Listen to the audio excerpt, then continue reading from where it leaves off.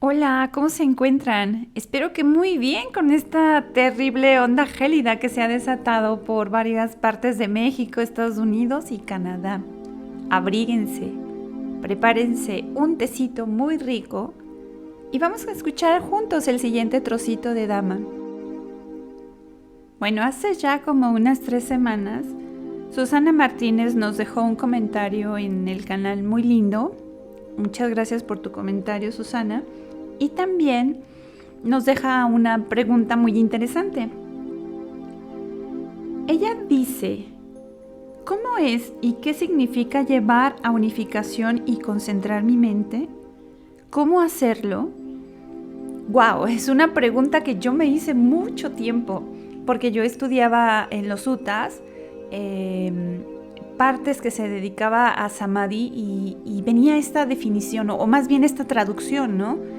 Llevar a la unificación la mente, o llevar la mente a un solo punto. También es otra de las maneras en las que se puede encontrar en las traducciones de los suttas. Y bueno, esta pregunta tiene que ver todo con Sama Samadhi, la recta concentración. Que por cierto, mi maestro Bhante Punjaji no la traducía así, sino que él la traducía como equilibrio mental armonioso. Pero eso es muy poco conocido, realmente solo algunos estudiantes de Bhante Punjaji recuerdan este término, que a mí me parece mucho más certero que a veces esta traducción de la correcta concentración. Equilibrio mental armonioso, como su nombre lo indica, tiene que ver con equilibrar varios aspectos, ¿cuáles? El esfuerzo correcto y la atención correcta.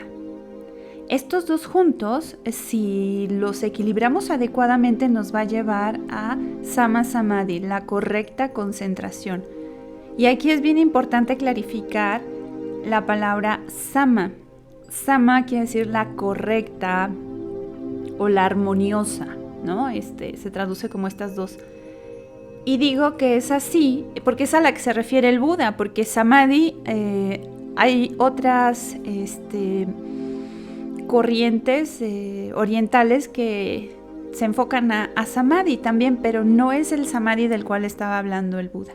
Entonces, la primera pista que tenemos para resolver la pregunta de Susana es equilibrar estos dos aspectos, el esfuerzo correcto y la atención correcta. Por cierto, ya subí el video que habla sobre el esfuerzo correcto, entonces valdría la pena que fueran a revisar por allá lo que Bhikkhu Bodhi desarrolla en este aspecto del noble octuple sendero. Y pues bien, entonces otro aspecto importante que me gustaría describir es qué es Sama Samadhi. Como yo lo entiendo, es un estado de pureza mental en el que no hay presente ninguno de los 5 obstáculos. Sati, Sama Sati, se asegura de que no estén ahí. Es como cuando alguien quiere entrar a una fiesta pero no ha sido invitado, ¿no? Hay siempre allá afuera algún vigilante. En mi época se les llamaba cadeneros. Aquí en México los cadeneros eran esos vigilantes a la entrada de las discos, de estos bares, en el que seleccionaba quién entraba y quién no. Entonces lo mismo hace Sama Sati. Y bueno, este estado de pureza en el que no existen, al menos momentáneamente, estos 5 obstáculos, es descrito como Sama Samadhi. ¿Cómo se llega ahí? Bueno, no hay que olvidar que este es el último paso del noble octuple sendero. Entonces, previo a este está la visión correcta, que es importantísima. Pero también está la otra parte, la de Sila. El habla correcta, la acción correcta, el modo de vida correcto. Entonces, si nosotros no tenemos desarrollado estos otros preliminares, nunca vamos a alcanzar Sama Sati. Ahora, ya contestando un poco más a fondo lo de la pregunta de Susi, ¿qué es tener la mente concentrada en un objeto? Pues hay varias formas para entrar a Sama Samadhi, que por cierto vienen enlazadas con Jhana. Sama Samadhi es Jhana. Hay 4 jhanas. Primero, segundo, tercero y cuarto jhana. Cada uno tiene características específicas, que eso ya viene bien desarrollado en el capítulo de la concentración correcta de Bhikkhu Bodhi. Pero en cada una hay estas características. Hay una que se llama Ekagata.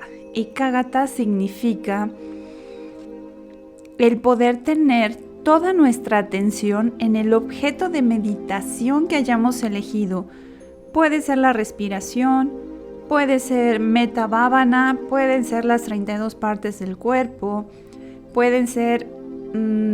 hay 30 y tantos objetos de meditación, ¿no? Entonces, la idea es agarrar uno y ensayar, y ensayar, y ensayar una y otra vez.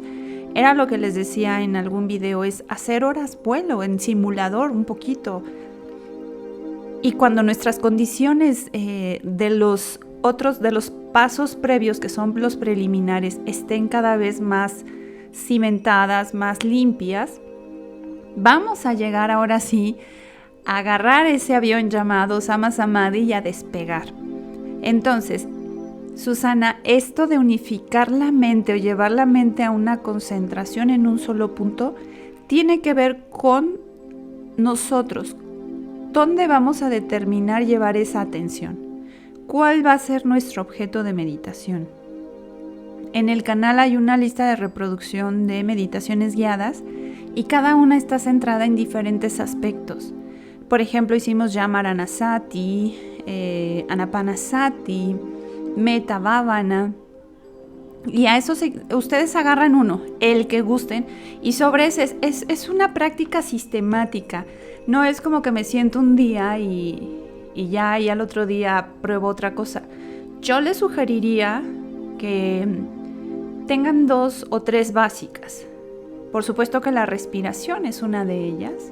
Es básica, y hay que darle, como cuando uno agarra a practicar la bicicleta porque uno no sabe, o cuando estamos aprendiendo a manejar, pues no estamos cambiando de modelo. Generalmente agarramos un carro, ya sea automático, estándar, y con ese nos vamos hasta que ese lo podamos manejar bien, y entonces a lo mejor ya después del automático puedo empezar con un carro automático un poquito más grande, para irme familiarizando con cómo estacionarme, cómo medirle, ¿no? Y luego ya podemos agarrar un estándar, o habrá quien agarra un estándar y por ahí empieza. Va a depender mucho de nosotros mismos, de ir probando, de ir experimentando. Ahora sí, esa es la generalidad de la respuesta a tu pregunta, Susana. Ahora, ¿cuáles son esos 5 obstáculos que no van a estar presentes cuando yo tenga mi mente concentrada en un solo punto? El primero es el deseo sensual. El segundo, la aversión. El tercero, pereza y letargo. El cuarto, inquietud y ansiedad. Y el quinto, la duda. Cada uno de estos obstáculos tienen maneras de ser superados. Por ejemplo, el deseo sensual se va aminorando con la moderación o la restricción de los sentidos, ¿no? También se puede superar meditando en las 32 partes del cuerpo o haciendo Asubha Bhavana, que es la contemplación no agradable del cuerpo. La aversión con Metta Bhavana. Pereza y letargo tienen como soluciones más prácticas. Por ejemplo, no comer en exceso, porque eso nos lleva a la pereza, al letargo. Meditar al aire libre también ayuda mucho. Tener un grupo de kalyanamitas o compañeros del camino con los cuales podamos tener, ese soporte de meditar juntos, de reunirnos, y entonces así se van superando estos obstáculos. La inquietud y la ansiedad se van a ir aminorando por ejemplo, por el estudio del Dhamma. Ir conociendo, ir despejando como esas ansiedades. También sostener sila ayuda mucho con eso. ¿Por qué? Porque si yo cumplo los 5 preceptos, entonces no voy a estar inquieta ni ansiosa porque ya rompí el del habla correcta, y entonces a ver si a esta persona que le dije algo que no debería haberle dicho me sigue hablando. Entonces esos son aspectos que van a irrumpir cuando estemos sentados meditando en forma de pensamientos o chispas. Dejé la carne en el horno, espero que no se queme. Y entonces cuando nosotros hacemos las cosas correctamente afuera, cuando llevamos nuestro sila cada vez más limpio, más puro, entonces a la hora de sentarnos a meditar vamos a experimentar menos remordimientos, menos inquietudes y bueno, eso es una de las maneras. Y por último, la duda también se va a resolver mucho estudiando los suttas, ¿no? Porque cuando nosotros estudiamos vamos generando una firme convicción en el Buda, el Dhamma y la Sangha. ¿Por qué? Porque vamos conociendo, porque vamos practicando, no nada más estudiando, es practicando. Hay que investigar la realidad. Y eso no viene solamente desde la realización cotidiana de que nos cae el 20 cuando pasó algo. Eso está bien. Pero la realidad también se investiga en el cojín de meditación, entrando a esas horas vuelo de las que yo les hablaba. Así pues, cuando esos 5 obstáculos empiezan a ser destruidos, aunque sea temporalmente, por el esfuerzo correcto y por samasati, la atención correcta, entonces así vamos a ingresar a sama samadhi con la concentración en un solo punto. Si no están los obstáculos presentes, entonces mi mente no va a viajar tanto hacia esos pensamientos que la irrumpen, sino que con mayor facilidad se va a ir centrando toda la atención en mi objeto de meditación. A eso se llama mente unificada, es decir, cuando está estabilizada en su objeto. Y les repito, pueden usar metta, pueden usar upeka, pueden usar karuna, muchísimas meditaciones, ¿no? Muchos objetos de concentración. Y yo les decía que hay un factor que se llama ekagata, y que este factor es más bien como el que traducen como atención de la mente en un solo punto. Entonces, cuando ya tenemos eso, ekagata, normalmente se presenta la alegría, se presenta una tranquilidad en el cuerpo impresionante, en donde lo que te dolía aminora bastante, lo que te dolía físicamente, ¿no? Por ejemplo, ya cuando llevas cierto tiempo sentado o sentada, ya empieza a dolerte, bueno, en mi caso, las piernas y la cadera, ¿no? Como parte de la espalda baja. Pues cuando empiezas a poder concentrar tu mente en un solo punto, empieza a ver algo así como, yo llamo a este estado como una especie de antesala de sama samadhi, es como una probadita, porque entrar al primer jhana no es nada fácil, son muchas horas vuelo. Entonces creo que he experimentado por ahí un jhana como incipiente, es decir, un jhana que quiere surgir, pero no lo he podido sostener, pero sí he podido comprobar que existe alegría, que existe tranquilidad en el cuerpo, tranquilidad en la mente, y la mente está muy centrada en ese punto. Por lo menos es como que pude abrir esa ventanita a ese lugar, y el cuerpo se siente además súper ligero, como si levitaras. Es increíble. Y eso que estoy hablando como de una antesala, todavía no estoy hablando de un jhana. Entonces, ustedes mejor que nadie van a saber cuando estén en sama samadhi, porque tiene que haber estos factores: tranquilidad y relajamiento del cuerpo, sensación de liviandad, alegría, y su mente ustedes son plenamente conscientes de que su mente está en ese punto de observación, en ese punto de atención. Entonces, cuando se está completamente absorto, con todo tu interés puesto en ese tema, siempre van a surgir esto, ¿no? Esto que les digo, esta alegría es conocida como piti, se traduce como alegría o como arrobamiento, es un sentimiento muy intenso de alegría. Entonces ustedes van a saber perfectamente cuando estén en este punto. Vayan estando pendientes de lo que voy a subir de BQ Body, porque justamente tiene que ver con estos 3 últimos etapas del noble octuple sendero. Ya está ahí el correcto esfuerzo y ese es bien importante, bien importante.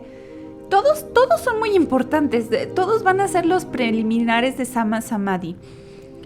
La ventaja de Sama Samadhi cuando es un Sama Samadhi muy fuerte, muy bien establecido, entonces ahí se apertura la posibilidad de investigar la realidad y de generar paña, sabiduría. Acuérdense que la sabiduría está relacionada con la visión correcta, y la visión correcta BQ Body nos dice que tiene una primera etapa. Antes de conocer Sama Samadhi, antes de entrar en Jnana, tenemos un tipo de visión más mundana, una visión correcta más mundana, no tan, nada supernatural. Sin embargo, cuando se adquiere primer Jnana, ahí es donde se apertura la posibilidad de, cuando uno está enfocado en ese objeto de meditación, pero que ya llevamos muchas horas vuelo manejando este primer jhana, entonces ya podemos dar un brinquito para investigar la realidad, que serían las otras partes, la parte de la atención en la respiración, que tiene que ver con la investigación del Dhamma. Entonces eso nos va a aperturar, indagar más en estas verdades que el Dhamma plantea. ¿Cuáles son? Anicca, Dukkha y Anatta. Anicca, impermanencia. Dukkha, insatisfactoriedad o estrés.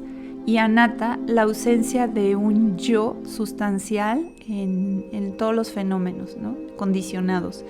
Entonces, Jhana nos va a aperturar la puerta a una visión correcta superior, a paña, a sabiduría. Entonces, por eso es bien importante ir desarrollando todos los puntos. No es nada más como puedo sentarme a meditar y tal, porque a lo mejor pueden alcanzar un samadhi, pero no será sama samadhi.